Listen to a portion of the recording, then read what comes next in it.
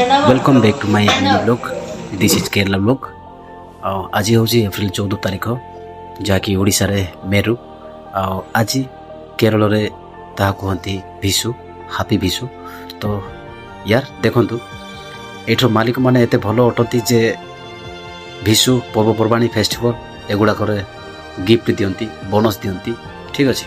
तो आज आम होटेल रे आम काम करछु मालिक आम लफा पात्र गिफ्ट बंटन कर। तो आम क्या 500 टका क्या 1000 टका से लफाफा भितर भरी आम प्रदान कर।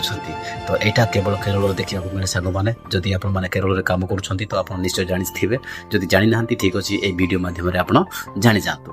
तो देखो आम सब स्टाफ एकाठी होकर फंक्शन हॉल रे अच्छु एटा हूँ पार्टी हॉल ये समस्त एकत्रित होइछु जहाँकि आम गिफ्ट पाइबा आशारे आसीछु पाइलु मध्य ठीक अच्छे। तो एमती नुआ नुआ वीडियो देखापी आपने सपोर्ट करूँ लाइक शेयर कमेंट करूँ ठीक अच्छे।